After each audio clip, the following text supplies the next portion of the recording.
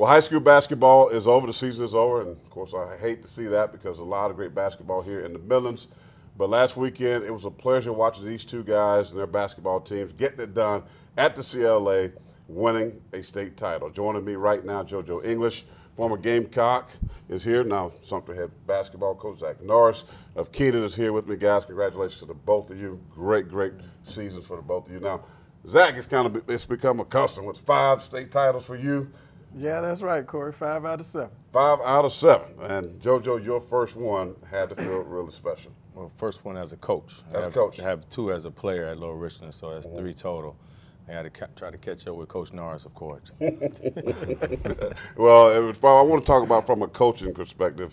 You know, again, Kerry talked about you and that letter of not being able to get that interview at Lower Richland. You ride around with that in your car as a reminder that was your motivation.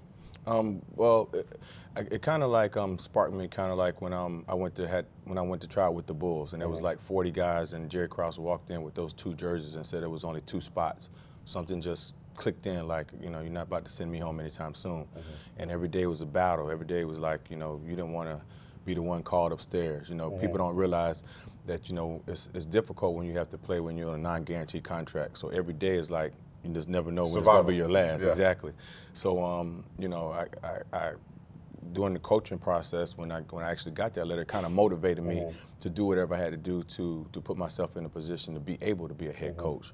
So, you know, that letter helped me. And actually, I took it out of my glove box, like Coach Rich said, and I had it in my back pocket during the game on Friday. And one of my parents, Quentin Kershaw's mother, who's a pastor, she sent me a scripture, Psalms 91, and I actually wrote it on the back of it, you know, and you know, I took refuge in it. And you know, it's kind of like it's a remarkable story from where those boys came from to beat the teams they had to beat along the line. You know, when we went to Irmo, and I told the kids, you know, all during the week, you know, during those couple of days, I said, you know, if what I tell you on the basketball court, and you go out, if I tell you something to do on the basketball court and you go out there and do it to the best of your ability and it don't work, I said, I stopped coaching basketball. And I saw something change in them. I said, I'll take care of Coach Whipple. I'll take care of the parents, the fans, the officials, and all that. Y'all just take care of them other boys in them uniforms.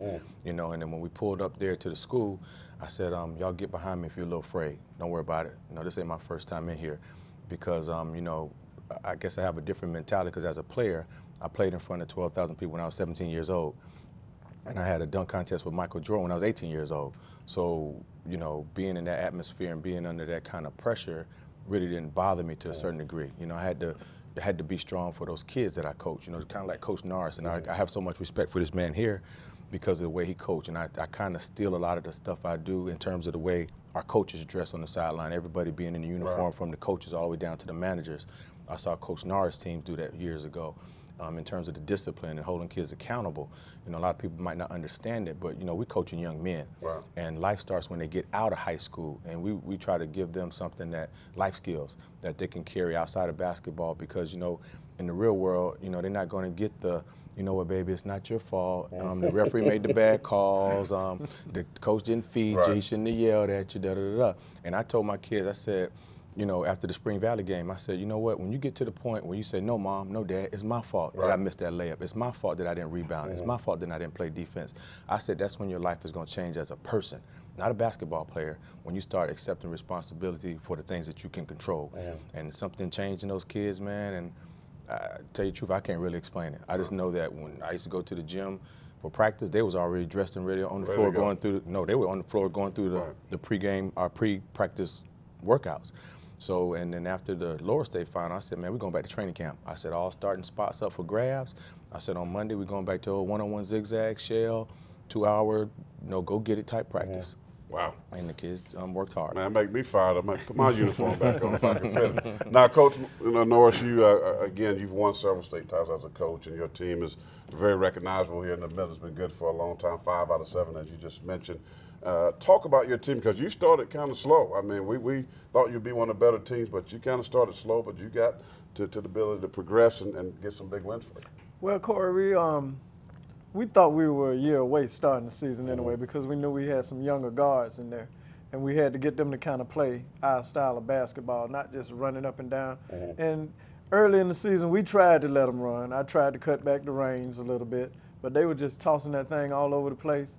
And I sat down with Coach Smith, and we discussed everything. That's my right-hand man, Coach Smith. But I have a very good staff anyway. I got about 8 coaches, you know, and we kind of break it down. People bother me about that. How do you have so many coaches? I say, I try to get one for every player. We don't keep a 10. I say, so if we got one for every player, we make sure they understand what's going on. But we knew we had the potential to be good, but like I said, we thought we were maybe a year away from that. And our biggest thing too is probably what JoJo was going through. They always wanted to point the finger at somebody else. Right. And then right after we got that embarrassing loss up in Spartanburg, now you could see everybody, and when you got on them and everything, my bad, coach, my bad. So that's showing you right there they starting to take responsibility. And pretty soon we didn't even have to say anything. They'll just look over and say, and, you know, point at us and say, Coach, you know, I'm all right, just like that. But I'm really proud of those young men. You know, that might have been the sweetest one out of my 5. I'm going to be honest with you. Because all before, I did really have the talent. And this year we came in, I don't know how the Basketball Coaches Association ranked us #1 coming out, you know, in the preseason. But, you know, I said, well, dog, they just added some pressure and heat to the fire.